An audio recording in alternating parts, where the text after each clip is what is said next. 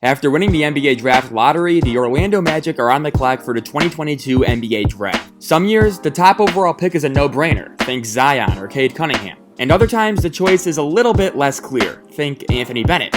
This year, the view from the top isn't as picturesque as it may have been in previous years. With no surefire top prospect, the Orlando Magic had to do their homework in order to determine who gives them the best chance of success for the future of the organization. And while Jabari Smith Jr. is currently the betting favorite to go number 1 overall, let's take a closer look at Orlando's options and see who really is the right selection.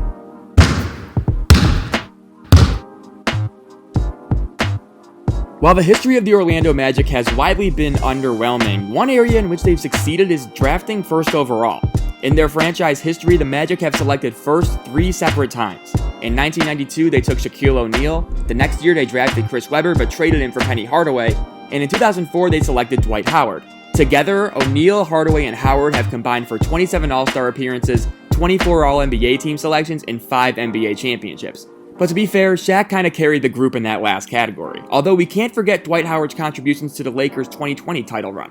The point is that for a franchise that has only escaped the first round of the playoffs 5 times in its history, they draft pretty damn well. But unfortunately for the Magic, there's no Shaq in this year's draft. And hell, there may not even be a Lil Penny Hardaway in the 2022 class. The top of this year's draft is as wide open as it has been in the last 10 years. And there are 3 guys in play for the Magic's first overall pick. And those 3 are Jabari Smith Jr., Chet Holmgren, and Paolo Vancaro. The good thing for Orlando is that the 3 guys at the top of the draft all fit well with the young core the Magic are building. Cole Anthony and Jalen Suggs have a nice yin and yang thing going on in the backcourt. Anthony has shown promise as a playmaker and floor leader, while Suggs has already shown elite defensive potential with his athleticism. While they need to be more efficient, as they both shot under 40% from the field this season, the signs are there to have a competent backcourt in place moving forward, with Suggs, in my opinion, still having an all-star caliber ceiling based on what I saw of him as a floor general at Gonzaga. Franz Wagner, the rookie from Michigan, just got named to the all-rookie team after putting up 15 points a game on 46% shooting, while showcasing that fantastic defensive awareness we saw in college. Once Jonathan Isaac gets healthy, that can become a really lethal wing combination on defense. Wendell Carter Jr. looks to be the center of the future, and they have fun bench pieces in Markelle Fultz, RJ Hampton, and Chuma Okeke. Mo Bamba can also be added to this group, but his future is uncertain as he enters restricted free agency. While there is certainly some promise to this group, the fact of the matter is that they still need a lot of help, hence why they're picking first overall. Orlando was an abysmal 28th in the NBA in both team field goal percentage and team three-point percentage. They were 29th in offensive rating, and according to ShotQuality.com, the Magic ranked dead last in adjusted SQ in the NBA, suggesting that the Magic played more like a 17-win team as opposed to a 22-win one. While they had around a league average defense, it's clear that this team needs more two-way talent if they ever want to contend for the playoffs and get out of the Eastern Conference basement. So let's take a look at Orlando's options and see which Magic moment they should choose.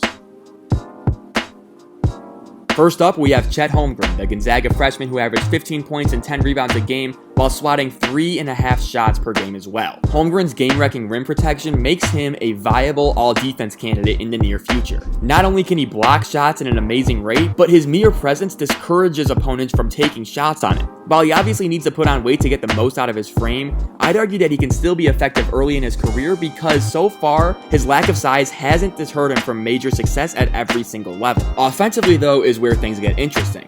He's not a traditional back-to-the-basket big, but rather a supersized wing. He has the baseline handling ability to create his own offense on the perimeter, he shot 39% from 3, and the stroke itself is really pure. While he was mainly a catch-and-shoot guy at Gonzaga, I do think that he showed potential down the line to create for himself off the dribble. The point is, he does things that aren't natural for a 7-footer. With Orlando, he would be reunited with high school teammate Jalen Suggs, and he'd provide an instant lob threat for the Magic. While they already have Wendell Carter Jr., Holmgren, in my opinion, can slide in seamlessly into the starting lineup because of his offensive versatility. And while defensively, I think he's best utilized in a drop coverage, I do believe he can guard in space to a decent degree, as he's rather light on his feet for a 7-footer. He'll come in as an elite rim protector on defense and a versatile weapon on offense. Behind door number 2, we have Paolo Vancaro. The 6'10 forward from Duke averaged 17 points and 8 rebounds a game while leading the Blue Devils to a Final Four appearance. As seen by Orlando's offensive numbers in the previous section, it's clear that they need a lot of help on that end. But more specifically, their bad shot quality tells us that they need guys who can create easy baskets not only for themselves, but for their teammates. Enter Paolo Vancaro. While Banchero was a massive scoring threat for Duke, I think his real NBA value lies in his playmaking ability for others. While he only averaged around 3 assists per game, the quickness and precision with which his pass is connected with teammates makes him a great fit in Orlando. As stated earlier, Orlando struggles getting easy shots, and I think Banchero serves as a really nice connecting piece that moves the ball offensively while also offering his own offensive skills. While he has shown some level of perimeter scoring potential, I think he'd really be effective as a screener in Orlando's offense. If you put him in a short roll, he can take advantage of his passing and let him pick defenses apart from the middle of the floor. Some people say that Paolo Vancaro is the next superstar isolation scorer. I don't really see him as that type of player. But with Orlando, he doesn't necessarily need to be the go-to scorer. The team can run offense through him, featuring his passing skills and feel for the game. Of the 3 options here, Banchero is the weakest defensively, but again, given Orlando's already average NBA level defense, I don't think this is that big of an issue. Picking Paolo Banchero here will make life a lot easier for the Orlando Magic roster, as you get a playmaking hub from the mid-post, while also tapping into some potential as a 3-level scorer down the line. And finally, the third option is Jabari Smith Jr. Again, Jabari Smith Jr. is the favorite to go number 1 here, but I don't think his skill set necessarily matches the best with this current Orlando roster.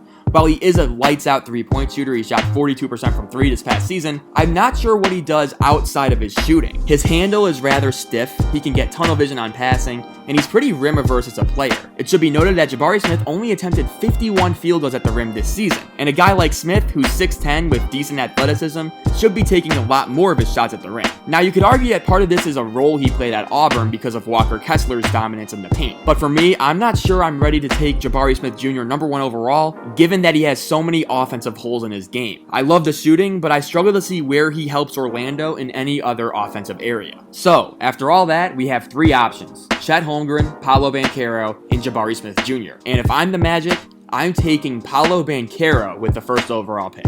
His size and offensive upside as not only a scorer but as a playmaker is too much to pass up here.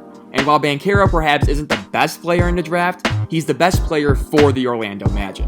So thanks for watching, and let me know if you agree. Right? Facts. Come on, Cole. Down by 10 in the 4th quarter. Facts. What did you guys do Facts. to come back and win this game? We fought, man. Shout out to the team, man. Shout out to RJ. Shout out to Dell.